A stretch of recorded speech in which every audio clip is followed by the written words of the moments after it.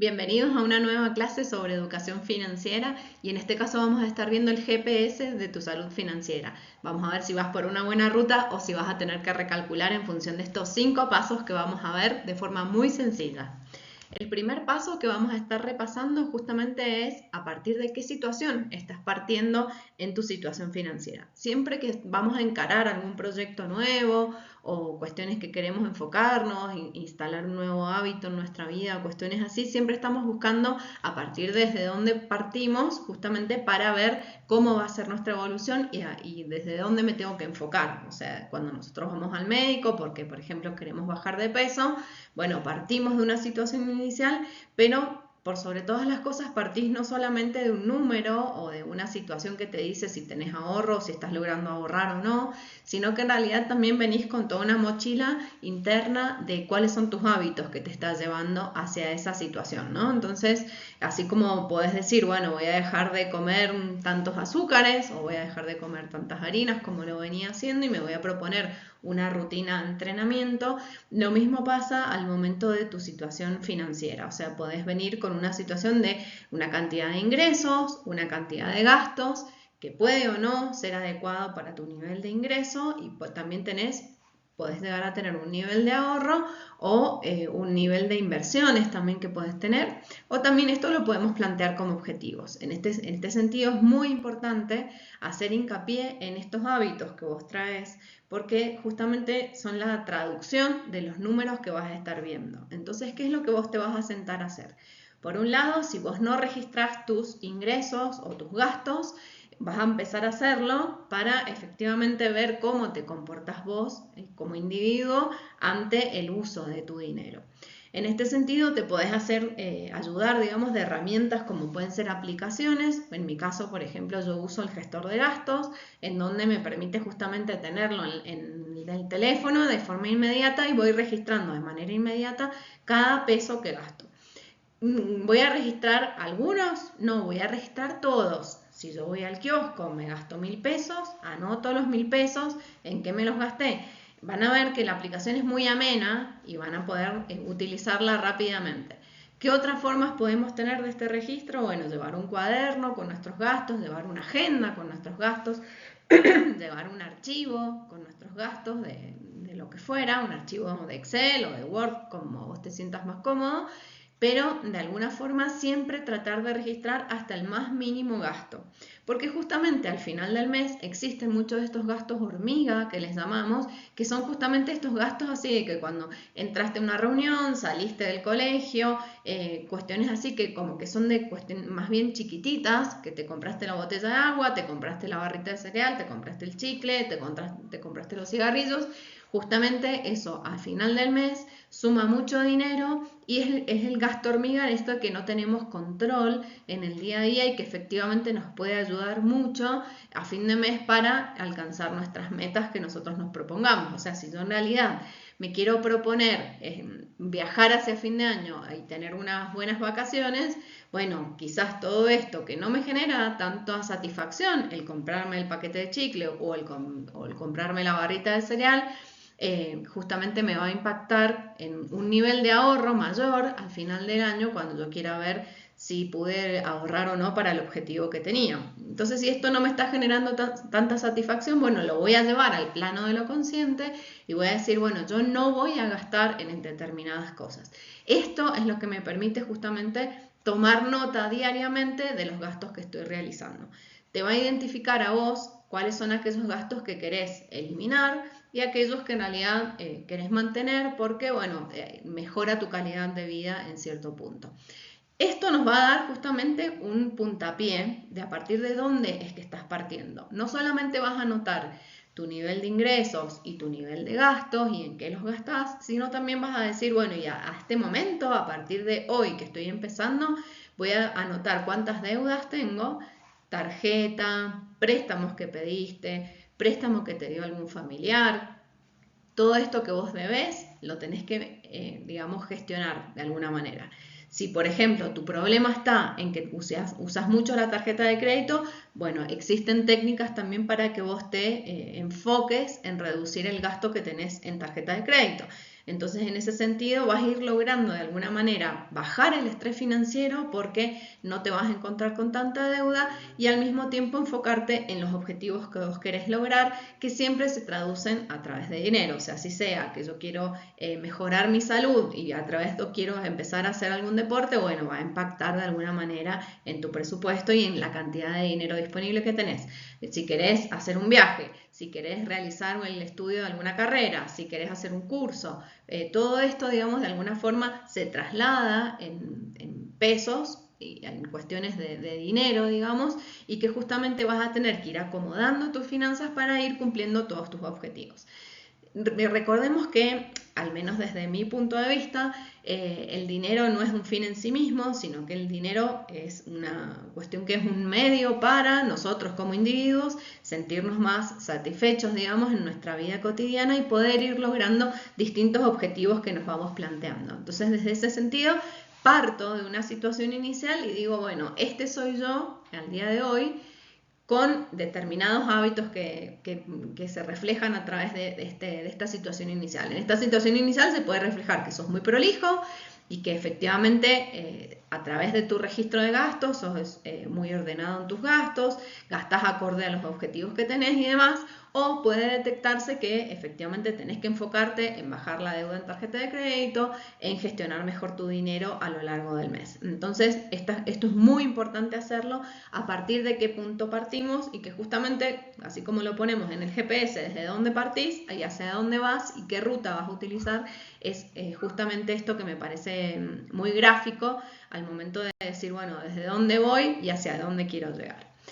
El segundo paso es, a partir de que te ordenaste y sabes desde dónde salís, es justamente esto de que vamos a tratar de tener nuestro presupuesto y el nivel de ahorro que queremos lograr. El tema del presupuesto es justamente, nos va a decir a partir de tu situación inicial, es qué me propongo hacer en los meses siguientes, ¿no? Esto nos da una herramienta de previsibilidad, de alguna forma, de tratar de reducir la incertidumbre con la cual ya contamos, y esto justamente que nos debe a un mejor nivel de estrés financiero, o sea, ir reduciendo ese estrés financiero, y en ese sentido yo voy a decir, bueno, dispongo de tanto dinero por mes, tengo determinados gastos de los cuales no puedo eludirlos, digamos, ¿sí? Y entonces en función de eso es que digo, bueno, estos meses tengo que gastar esto. ¿Pueden existir desvíos? Sí, pueden existirlos porque pueden haber que tal vez estimaste más los gastos que vos tenías pensado, puede existir también un imprevisto, que vamos a recurrir al fondo de emergencia en un paso siguiente, pero hasta este momento, digamos, no tenés formado tu fondo de emergencia, o vamos a suponer eso, entonces vas a tener que empezar a tener esta gimnasia de decir, bueno, proyectarme de alguna manera, yo habitualmente gasto tanto dinero, tengo tanta plata en deuda, voy a ir pagándolo de tal manera, o sea, por ejemplo, tengo 800.000 pesos de deuda en la tarjeta, bueno, me voy a proponer reducirlo, bueno, ¿cómo voy a hacerlo? Bueno, voy a dejar de gastar en esto, voy a eliminar tal suscripción, voy a utilizar este dinero que voy a cobrar adicional para bajar esta deuda, cuestiones así, digamos, que nosotros podemos hacer. En este sentido, esta es la regla, se puede aplicar para el ahorro, la regla del 50-30-20, que en realidad lo que habla justamente es de separar primero el 20% para tu ahorro.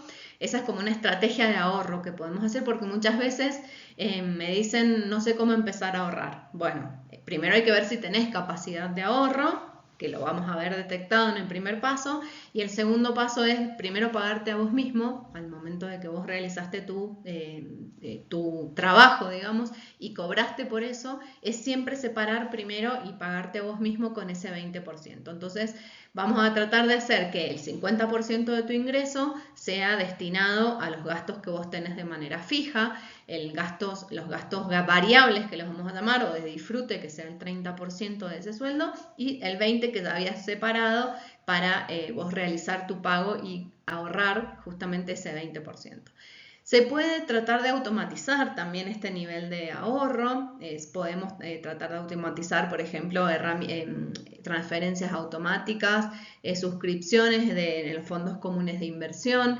Incluso ahora Mercado Libre también tiene algunas herramientas para que se pueda automatizar este nivel de ingresos. Y para vos tener esto, justamente este uso, digamos, bueno de la tecnología, para vos poder utilizar este registro de gastos y darle seguimiento a este tema de cómo va evolucionando tu nivel de gasto. O sea, si vos en el primer paso utilizaste una aplicación para conocer tu situación inicial, no quiere decir que la vas a dejar de utilizar, sino que efectivamente la vas a continuar utilizando y vas a utilizar esa aplicación para guiarte de que efectivamente estés cumpliendo con el presupuesto que te propusiste. O sea, si vos dijiste, voy a gastar 300.000 pesos al mes, por decir una cifra, en salidas, bueno, ver que si estás al 15 y ya te gastaste 270, te queda poco margen para llegar hacia fin de mes. Hay que ver también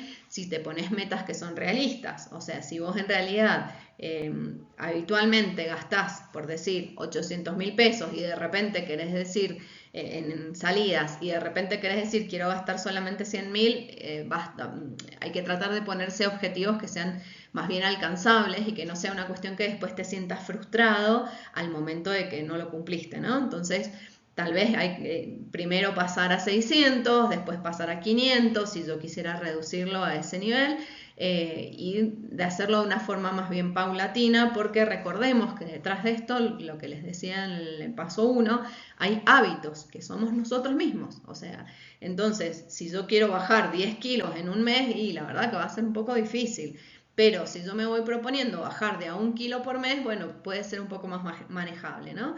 Entonces, en ese sentido, ir tratando de adecuar mi conducta para lograr mis objetivos que vayan en función de las metas que yo me propongo. Si yo quiero viajar al exterior, por ejemplo, en enero o hacia fin de año, y bueno, y tengo que lograr determinado nivel de ahorro, y al día de hoy no lo tengo, bueno, tengo que tratar de ver de dónde puedo reducir gastos que no me suman en ese objetivo. Al mismo tiempo puede ser que yo trate de generar una fuente de ingreso adicional, eso también puede ser, tratando de explotar al máximo mis habilidades. O sea, si yo trabajo en relación de dependencia, pero tengo desarrollada alguna actividad a la cual puedo enseñar, por ejemplo, bueno, trato de generar ese ingreso adicional a través de eso, o ya tengo un nivel de ahorro hecho, dado, entonces en función de eso también logro ingresos adicionales invirtiendo. Entonces todo esto se va generando de alguna manera y te va a lograr, lo que queremos llegar al fin de todos, digamos, es lograr los objetivos que tenemos, ¿no? No tener más plata por tener más plata, sino más bien tener un objetivo en cierto, digamos, un objetivo real, digamos, que nos permita justamente llegar a nuestro fin último, que puede ser ahorrar para mi casa, puede ser comprarme un auto, puede ser cambiar el auto, puede ser arreglar mi casa, o sea, un montón de cosas que yo puedo enfocarme que se traducen en dinero. El tercer paso es justamente gestionar esa deuda. Vamos a ver, por un lado, aquellas deudas que ya teníamos, bueno, ¿qué hago con esas deudas? ¿Las estoy pudiendo pagar? ¿No las estoy pudiendo pagar? ¿No llego a pagar esas deudas? Bueno, lo primero que les voy a decir yo como analista de riesgo que he sido en algún momento en alguna empresa, es esto de siempre uno hacerse cargo de las deudas que tiene y siempre dar la cara. Eso es fundamental, porque para el que está del otro lado, que te está reclamando la deuda, digamos, no es lo mismo aquella persona que no se muestra y que no te atiende el teléfono, que nunca fue a la oficina a verte o lo que fuera, o nunca te llamó. El hecho de mostrar voluntad de pago es como muy diferente las opciones que se te pueden plantear respecto de si vos no mostrás voluntad de pago y te escondes, digamos, ante esa situación. Por el otro lado, se habla, digamos, de alguna manera esto de deudas buenas y deudas malas. A ver, ¿qué le podemos llamar deuda buena? Es aquella deuda que en realidad es barata en cierto punto, y por el otro lado es deuda que me permite construir mis activos. ¿Qué quiere decir esto? Si yo En esto de que hablábamos que puedo generar nuevas fuentes de ingreso, por ejemplo, me quiero comprar un vehículo para hacerlo Uber y obtener una fuente de ingreso adicional. Bueno, vas a tomar un préstamo para poder hacer ese emprendimiento. Por el otro lado, si yo quisiera ponerme un emprendimiento de venta de ropa y quiero tomar un préstamo para hacer la primera compra y después a partir de eso generar la rueda de tener mi nuevo negocio, bueno, eso sería una deuda buena porque estás tomando deuda, pero en realidad la estás tomando para generar mayor cantidad de ingreso futuro para tu caso. El caso de la deuda mala sería aquella deuda que nosotros tomamos para consumir. O sea, consumir, por ejemplo, no sé, no me alcanza para irme de vacaciones y bueno, es puramente consumo, digamos, porque no me va a generar más que satisfacción de poder haber ido, ¿no? Eso como que sería algo que te vas a consumir. No la veo mal tampoco en el sentido de si vos en realidad estás financiándote de una forma positiva, de la cual vos podés hacer frente para poder hacer ese gasto, digamos. En realidad, ¿qué es lo que a mí me parece mal de esto? O la que puedo llamar deuda mala, es aquella deuda que en realidad yo no puedo pagar. O sea, que en realidad, de acuerdo a mi nivel de ingreso, yo quiero gastar más de lo que a mí me da, digamos. Entonces, en definitiva, estoy viviendo una vida que en realidad no puedo mantener. Entonces, en ese sentido, me sigo endeudando, como por ejemplo también pasa mucho esto con el pagar el mínimo de la tarjeta. El mínimo de la tarjeta es una deuda mala porque lo único que te hace es generar una bola peor en donde justamente yo no puedo vivir ese nivel de vida. Entonces, en realidad, si yo voy a tomar una deuda, entre comillas, mala, quiere decir que efectivamente estoy queriendo tener una vida que no puedo tener. Entonces tengo que revisar mis hábitos de gasto en ese sentido o tengo que ver la forma de generar mayores ingresos si yo quiero mantener ese mismo nivel de deuda, ¿no? O de gasto. No quiere decir tampoco que, por ejemplo, si vos vas a ir a comprar una heladera, por ejemplo, y la pagás en cuotas, no quiere decir que esté mal porque, bueno, estás adecuando el flujo de lo que vos tenés, de tus ingresos, para poder pagar esto. Mucho menos si encima ese financiamiento viene de cuotas sin interés. Eso es fantástico. O sea, todos queremos aprovechar a que das cuotas sin interés. Lo mismo, si vos, por ejemplo, con la tarjeta podés tener las cuotas sin interés, los pasajes si te querés irte de viaje o el paquete para irte de viaje. Todas esas cosas están buenas utilizarlas, pero por eso siempre les digo de que no sea una cuestión de que después yo no la pueda pagar y que en definitiva, como no la puedo pagar, termino pagando el mínimo y es un problemón todavía peor. Para gestionar las deudas, o sea, si nosotros decimos, tengo este nivel de deuda, no sé por dónde empezar, no las puedo pagar, existen distintos métodos, que uno puede ser que vos empieces por la deuda más chiquita, como para generarte de alguna forma un tipo de incentivo, o que te enfoques en la deuda que tenés más grande o la más cara y decir, bueno, arranco por esta, me saco de encima de esta y después arranco.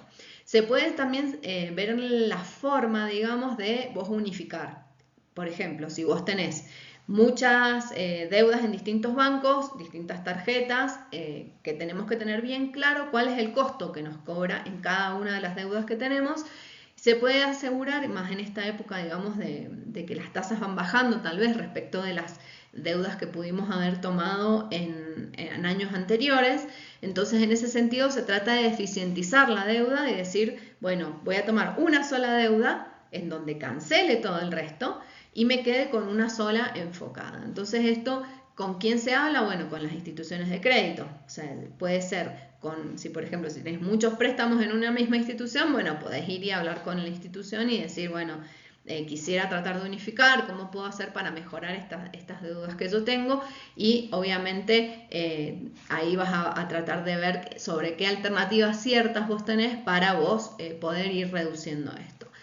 Pero por sobre todas las cosas, en esto de la gestión de deudas, más que nada, son los hábitos los que están por detrás de cómo nos comportamos. Si estamos gastando por encima de nuestras posibilidades, eso es lo clave a revisar.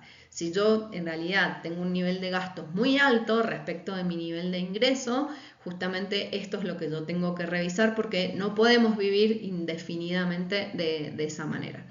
Vamos a tratar también de priorizar no solamente el tema de unificar, sino reducir intereses, que justamente esta es una de las cosas de gestionar la deuda. Les doy un ejemplo, por ejemplo, hay muchas empresas que hoy en día tomaron deuda a tasas muy altas el año pasado y hoy en día están tomando deuda más barata para cancelar la deuda anterior y se quedan con la deuda más barata porque tiene un interés menor. Entonces esto mismo nosotros como individuos lo podemos hacer siempre y cuando hablemos con las instituciones de crédito que nos han otorgado este dinero. El cuarto paso. En el cuarto paso que les mencioné recién es justamente esto de tener un fondo de emergencia. Esto que nos va a permitir que nosotros no tengamos que ver alterada nuestra vida cotidiana, digamos, porque de repente se me rompió el lavarropa, se me rompió la heladera, tengo que pintar algo, tengo que arreglar el baño, o me surgió un tema de salud y tengo que recurrir a mayor cantidad de dinero de gastar. Entonces, ¿cómo se conforma esto? Bueno, esto lo vamos a, justamente como vimos en nuestra situación inicial, en el primer paso, en ese caso nosotros sabemos cuáles son aquellos gastos que me permiten vivir como en piloto automático, ¿no? El hecho de tener un colchón cubierto, de decir, bueno, si me quedo sin trabajo 3 meses, puedo vivir tranquilamente porque sé que tengo mi fondo de emergencia constituido. Entonces vamos a tener los gastos básicos cubiertos que nosotros tenemos para vivir. Por ejemplo, el alquiler, las expensas, los impuestos, digamos, o los servicios que nos permitan vivir, que nosotros definamos que esto es lo básico para que yo pueda vivir. Si yo tengo hijos, bueno, la cuota del colegio de los chicos o lo que fuera, digamos, eso, aquellos que nosotros nos sentimos cómodos con decir, bueno, con esto básico puedo vivir.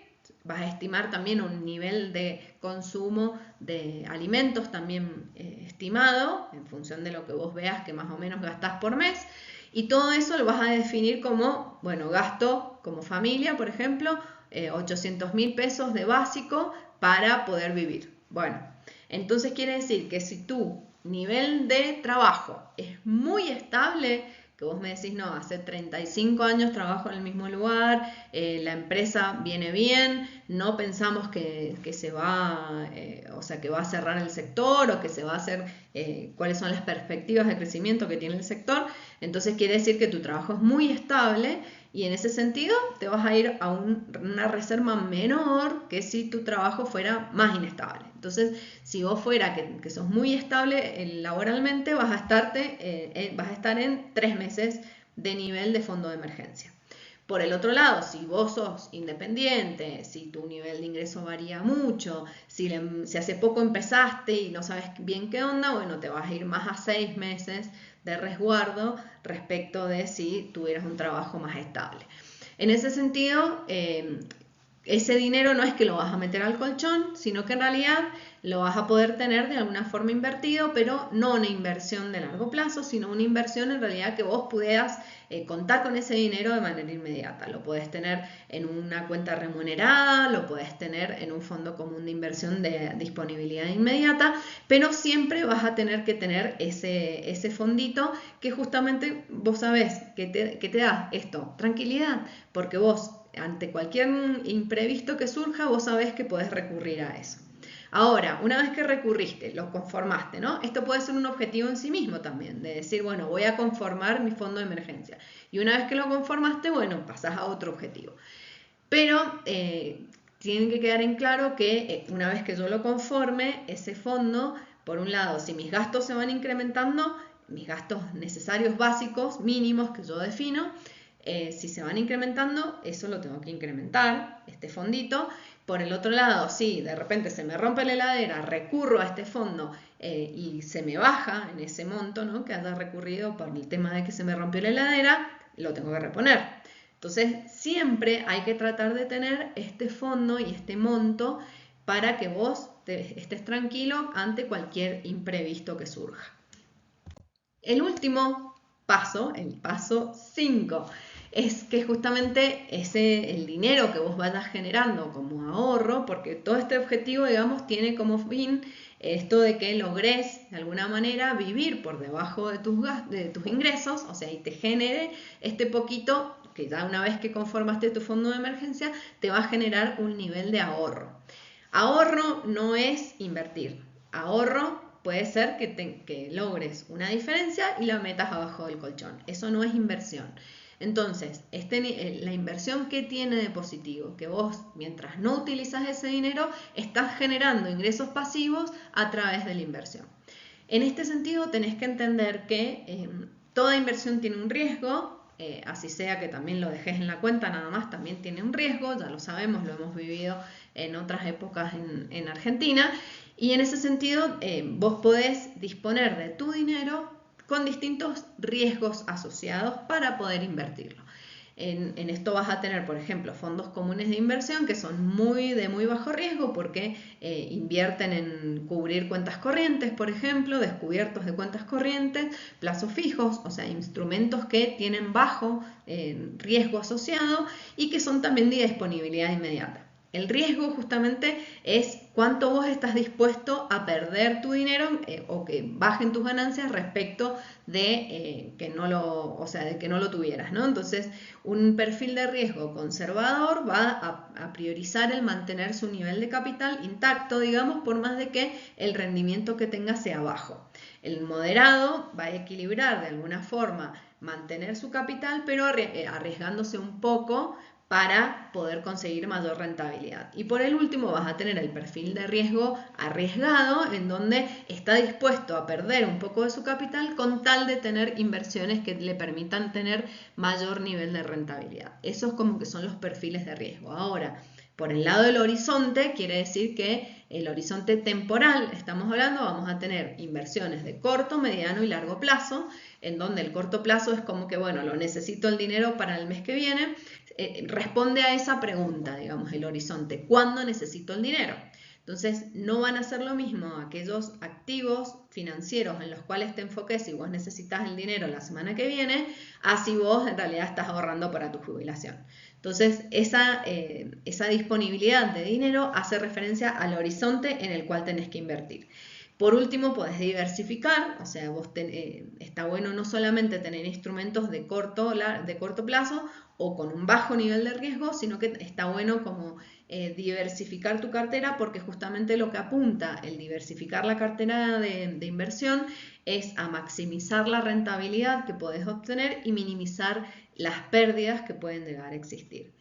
En cuanto a instrumentos de inversión, tenemos distintos instrumentos. Tenemos instrumentos de renta fija, cuando son aquellos que nosotros ya de antemano, cuando nos metemos, ya sabemos efectivamente cuánto nos va a pagar. Tienden a ser como de menor riesgo asociado, dependiendo de la empresa que nos metamos, que los instrumentos de renta variable. Los instrumentos de renta variable son aquellos en los cuales nos metemos y no sabemos efectivamente cuánto vamos a terminar cobrando, como pueden ser las acciones, porque nos metemos a un precio determinado y no sabemos en el momento que salgamos cuánto va a ser el precio de esa acción, sumado a los dividendos que podemos llegar a ganar respecto de la acción de que hayamos elegido. Entonces, dentro de los instrumentos de renta fija vamos a tener algunos bonos, que pueden ser bonos del Estado o bonos corporativos de empresas.